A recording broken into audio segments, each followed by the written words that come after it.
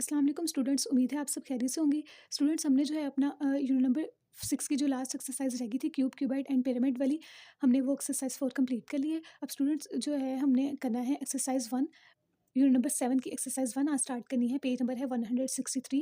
हमारा टॉपिक जो है वो है कैरल डायग्राम। अब स्टूडेंट्स कैरल डायग्राम होती क्या है एक्चुअली में? ये कैरल डायग्राम हम किस तरह से ड्रॉ करते हैं?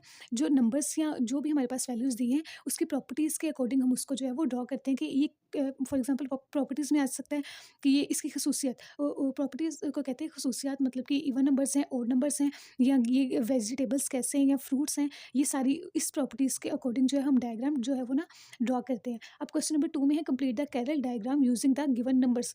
ये कैरल कैरल डायग्राम है, इसको हमने कंप्लीट करना है और जो ये नंबर्स हैं उन्हें दिए हुए हैं इसके अकॉर्डिंग। अब स्टूडेंट यहाँ पे लिखा हुआ है इवन नंबर्स, ओड नंबर्स, और यहाँ पर है number divisible by 5, number not divisible by 5। अब स्टूडेंट्स आपने किस तरह से इसको देखना है?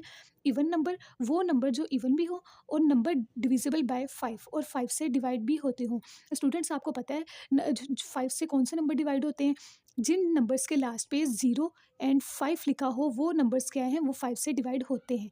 और इवन नंबर्स कौन से होते हैं? आपको पता है जिनके लास्ट पे 0, 2, 4, 6 एंड 8 आ जाए, वो नंबर्स जो हैं वो इवन नंबर्स होते हैं। तो अब हमने इसमें से इवन नंबर्स और जो 5 पे डिवाइड होते हैं सबसे पहले हमने वो लिखने हैं इस बॉक्स के अंदर।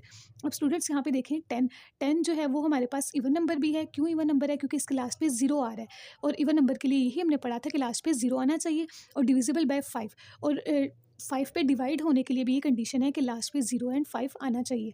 तो लास्ट पे 0 आ रहा है ना 10 के, मतलब कि 5 के टेबल पे आता है, 5 पे डिवाइड होता है।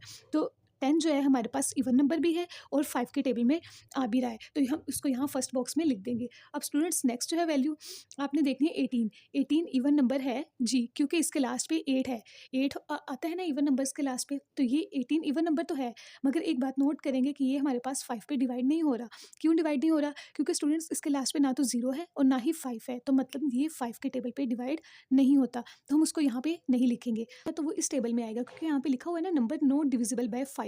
इवन नंबर्स होने चाहिए और जो नंबर 5 पे डिवाइड नहीं होने चाहिए वो किस बॉक्स में आएंगे? इस बॉक्स में आएंगे। तो यहाँ पर हम लिख देंगे 18 एंड देन फिर उसके बाद है 22। अब ये भी स्टूडेंट्स इवन नंबर है क्योंकि इसके लास्ट पे 2 आ गया, लेकिन ये 5 पे डिवाइड नहीं हो रहा, तो हम उसको भी यहाँ पे 18 के साथ लिखेंगे 22। अब नेक्स्ट जो है हमारे पास वैल्यू है वो है 25। अब स्टूडेंट्स आप देखें कि ये इवन नंबर नहीं है, ये क्या है? Odd number. क्योंकि ओड नंबर के लिए हमें पता है कि लास्ट पे 1, 3, 5, 7, 9, जिन वैल्यूज़ के लास्ट पे 1, 3, 5, 7 एंड 9 आए, वो हमारे पास कौन से नंबर्स होते हैं? ओड नंबर्स होते हैं। तो ये 25 तो ओड नंबर है, लेकिन क्या ये 5 पे डिवाइड हो रहा है? जी हाँ स्टूडेंट्स, ये 5 पे डिवाइड हो रहा है क्योंकि इसके लास्ट पे 5 लिखा हुआ है। अब यहाँ पर हमने ओड नंबर्स लिखने हैं, और सबसे पहले तो नंबर जो डिविजिबल बाय 5 हैं, 5 पे डिवाइड हो रहे हैं और ओड नंबर भी हो, जैसे कि 25 5 पे डिवाइड भी हो रहा है और ओड नंबर भी है, तो फिर वो ये इस बॉक्स में आ जाएगा। अब स्टूडेंट्स इसी तरह नेक्स्ट जो है वो 29 है। स्टूडेंट्स आप ये देखें कि ये ओड नंबर तो है, इसके लास्ट पे 9 आ रहा है। ओड नंबर्स के लिए ज़रूरी है लास्ट पे ये डिजिट हो। 29 ओड नंबर है, मगर ये 5 पे डिवाइड नहीं हो रहा क्योंकि इस क्लास पे 0 एंड 5 नहीं है, तो ये हमारे पास 29 कहाँ पर आएगा? इस बॉक्स में। इस बॉक्स में क्यों आएगा? क्योंकि odd numbers, number not divisible by 5, तो ये दोनों किस बॉक्स में मीट कर रहे हैं? इस बॉक्स में ये दोनों मिल रहे हैं, ये दोनों लाइंस इस बॉक्स में मिल रही हैं, तो हम यहाँ पर लिखेंगे।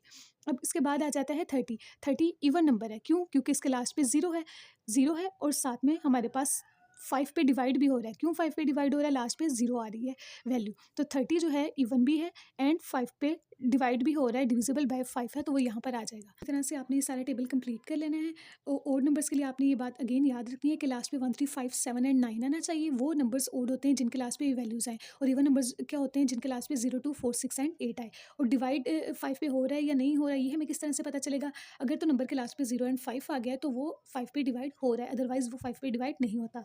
अब स्टूडेंट क्वेश्चन नंबर 3 है आपका, observe the Carroll diagram and answer the questions given below. ये कैरल डायग्राम दी हुई है। अब उन्होंने जो नेक्स्ट पेज पे आपको क्वेश्चंस दिए हुए हैं उसके आपने आंसर्स करने हैं। ठीक है स्टूडेंट्स, अब फर्स्ट क्वेश्चन है आपके पास यहाँ पे, find the numbers greater than 25 and divisible by 7। वो नंबर्स हमने ढूंढने हैं जो 25 से ग्रेटर है और डिविजिबल बाय 7 है। तो स्टूडेंट्स यहाँ पर देखें number divisible by 7, number not divisible bye 7, number less than 25 and number greater than 25। ये वो नंबर्स हैं जो 25 से ग्रेटर है, ये वो नंबर्स हैं जो 25 से लेस हैं, और ये वो वाले नंबर्स लिखे हुए हैं जो 5 पे डिविजिबल हैं, मतलब 5 पे डिवाइड हो रहे हैं, and this one is not divisible bye 7। अब स्टूडेंट्स हमने ये देखना था, फर्स्ट क्वेश्चन है आपका नंबर्स ग्रेटर देन 25, 25 से ग्रेटर एंड डिविजिबल बाय 7। ये ग्रेटर है ना, तो मतलब इस टेबल को देखना है, इसको अब आपने नहीं देखना।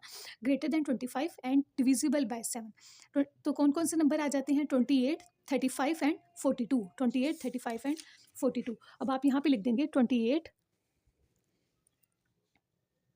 28, 35 एंड 42। ये 3 नंबर्स हैं, तो 3 के 3 नंबर्स यहाँ पर आ जाएंगे। अब स्टूडेंट्स नेक्स्ट क्वेश्चन है, find the numbers greater than 25 and not divisible bye 7। वो नंबर्स लिखने हैं जो 25 से ग्रेटर तो हैं लेकिन डिवाइड नहीं हो रहे 7 के साथ। तो स्टूडेंट्स अब आप डायग्राम में देखें, ग्रेटर तो हैं लेकिन डिवाइड नहीं हो रहे। देखिए ग्रेटर है लेकिन डिवाइड नहीं हो रहे, डिविजल numbers not divisible bye 7। 27, 29, 38 and 43। 27, 29, 27, 29, 38 and 43। ये वैल्यूज़ आपने जो है वो यहाँ पे लिख देनी है। इसी तरह से स्टूडेंट्स नेक्स्ट 2 क्वेश्चंस भी आप करेंगे। स्टूडेंट्स आपने इनको कंप्लीट कर लेना है। क्वेश्चन नंबर 3 का third part and fourth part, इसके आगे आपने वैल्यूज़ देख के लिख लेनी है। कैरल डायग्राम में से आपने ऑब्जर्व करना है और यहाँ पे लिखना है। स्टूडेंट्स आपका आज का जो टास्क था वो यही था। हमने क्वेश्चन नंबर 2 एंड 3 किया है, एक्सरसाइज 1 का, यूनिट नंबर 7 का। ये आपने अपनी बुक के ऊपर सॉल्व करना है। उम्मीद है आपको ये समझ आ गई होगी स्टूडेंट्स। ओके, अल्लाह हाफिज़।